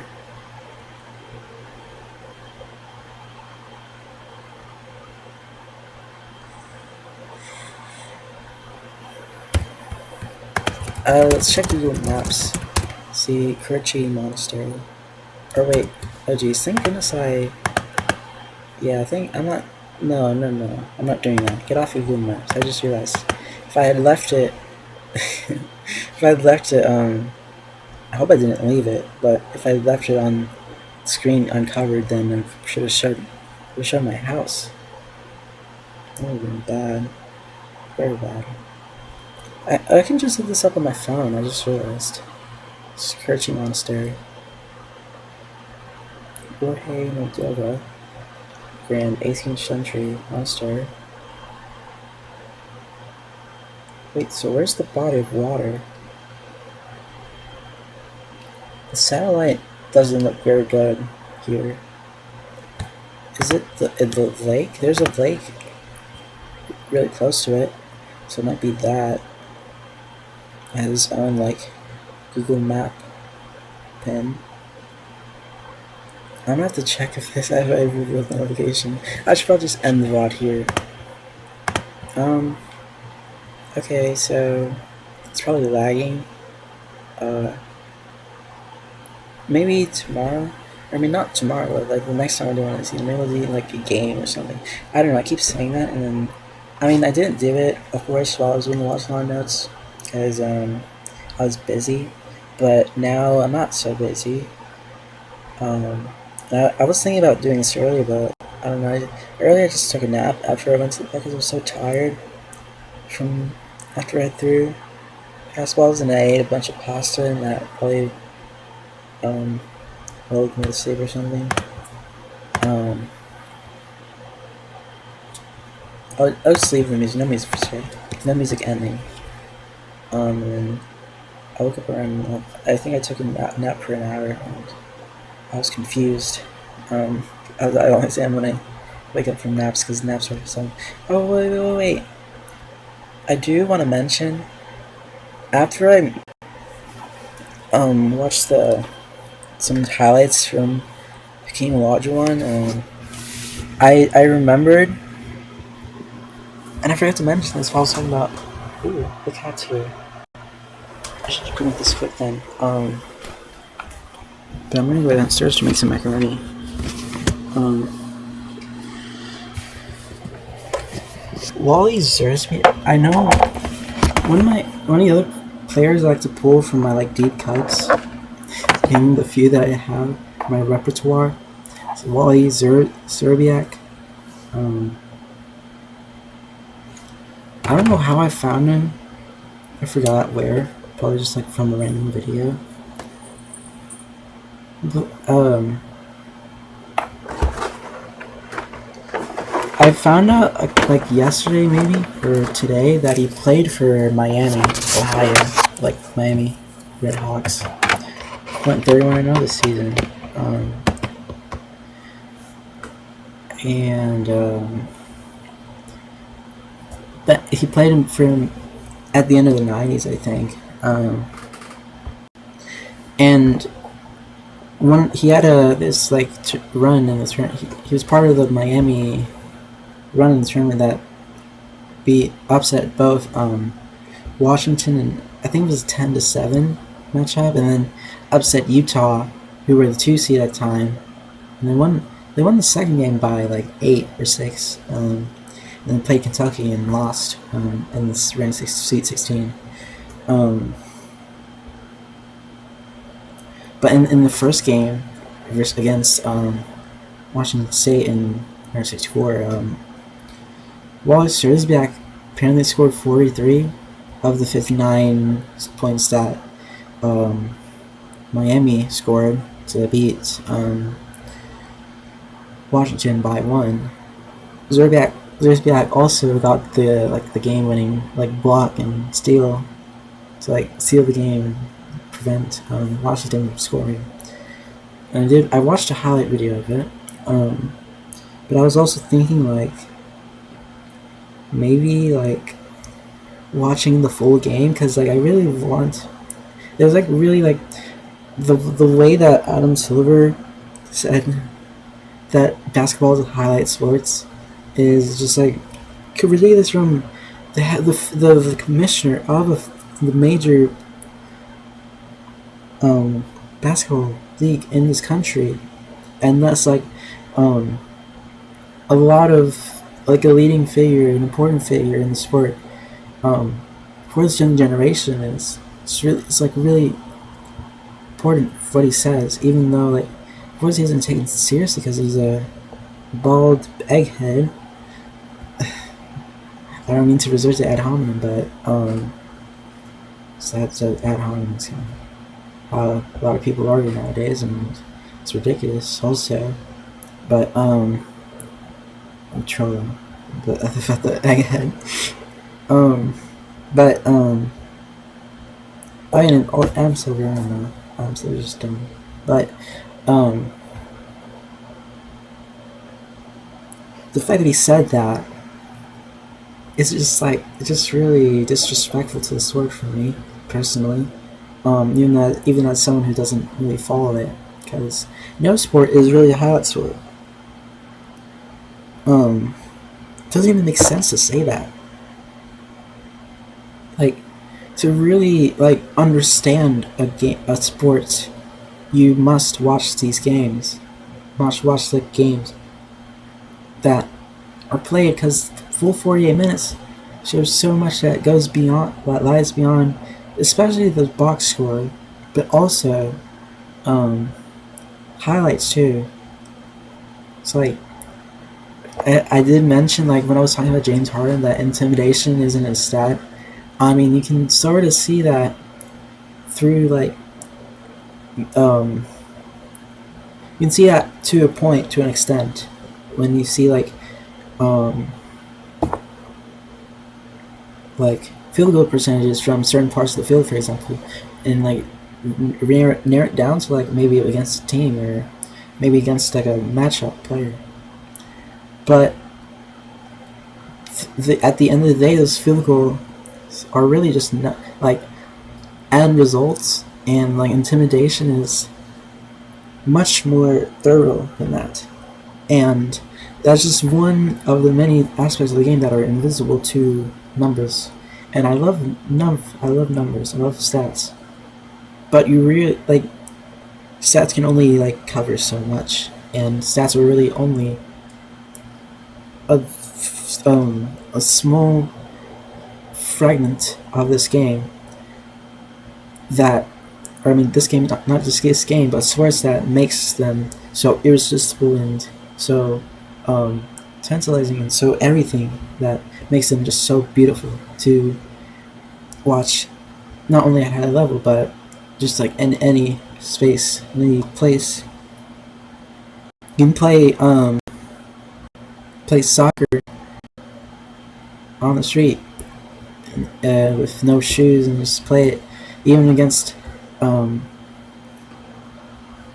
like just like random one of your friends. It's like the actions that go from such a concrete goal, but the movements and how you approach the end result are so fluid that there's nothing like life. And that's just how, I mean, that's kind of like how like part a slice of life is, I guess. So yeah, Adam Silver, you're you're dumb. Adam Silver is stupid head. Yeah.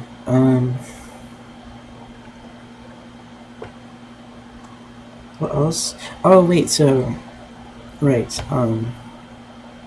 I was thinking, like, even though I know the end result of that game, but I was thinking like maybe like watching it, like doing a watch along of it on stream, and I would show the game on the screen this time, just like watch and like react, and maybe probably like take 3 hours on it because just maybe like pausing. I would do that for highlights, but I'm not sure if that for the full game I'd do that. Just like watch the game. So basketball is a beautiful sport. I mean, I think all sports are cool. I don't think there's really a bad sport, but basketball is such a cool game, such a cool like sport to play.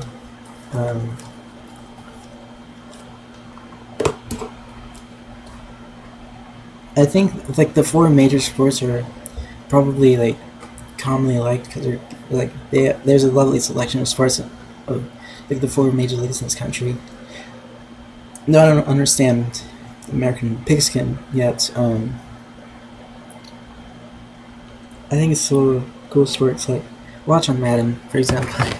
I like watching Madden more than I like watching real actual football games. Though I mean, I did watch the Super Bowl, but I didn't really understand it. So I want to like watch more. It'd be cool to like watch like probably CFP. I'd probably rather watch CFP. So it's really the I don't know. Baseball is American pastime. What would that make football? I don't know. I'll have to ask like old people, I guess. Or go. I like Stumbling Upon from I like Stumbling Upon forums from time to time. Cause there's still like forums you can find like that are still on the World Wide Web. That show conversations for between people of many different walks of life, as is on the internet, as happens a lot on the internet. And like talking about maybe like a certain team or maybe a certain league, maybe a certain like old game. We did find researching games, classic games to watch for the Mercy Hockey Generator. It's cool to like stumble upon this. This is why I don't. It's one of the reasons why I don't like Discord. It's like it's completely barred off from the internet. Knows that can't really. Nothing is like archived from Discord, and once the server's gone, they're kind of just gone. Unless you like archive them manually. But you gotta do that manually. And that's kind of a hassle. But yeah, okay. Should cut it short or you want another spiel. I could put on another song, but it's whatever. Probably upload it on YouTube maybe. I don't know when I'm gonna sleep. Oh dear. The cat. I think the cat might bother me sleeping tonight because she's like in the middle of the bed, like she does sometimes. I mean, sometimes I sleep in L position, like I just like sleep like my body turns 90 degrees. So hopefully I can just find something that works. But yeah. I'll probably listen on YouTube. I like uploading these VODs on YouTube, even with getting the views. It's just kind of fun to like entertain the possibility of people seeing my stuff. Like, I'll say this: I did think about this like today. I kind of worry about the hedonism of engagement nowadays. It's like really just like I think I've mostly like fought it off, like the way like engagement like sort of like injects so like you're like gets a clause in your brain and really like drives you nuts and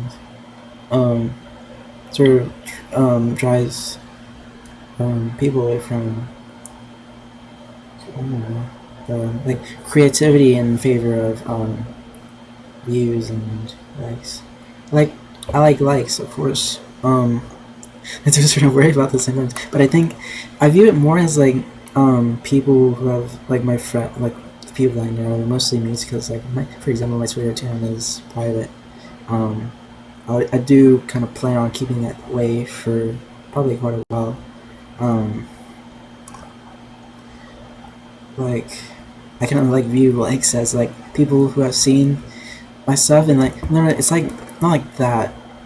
Because of course other people see my stuff and don't leave likes. And that's alright, but sort of like view it kind of the same. And I thought about this today. It's like kind of comparable to like sending it to them themselves. It's kind of like, of course it's not the same because like kind of have to like rely on the algorithm to ship it off to them, to deliver it to them to their timeline. I guess it's kind of the whole idea of that is just very icky to me.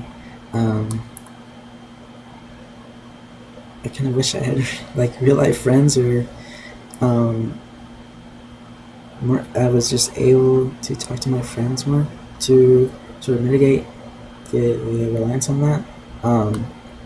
But like, because like that sort of interaction really matters to me.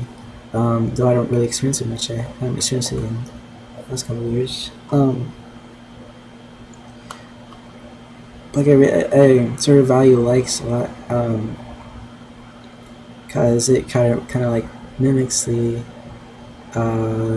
feeling of like talking to people and showing them things, like talking to friends specifically, or maybe mute like below that it's like new people, and showing them cool things and them liking it, like they like it rather than just like press a button.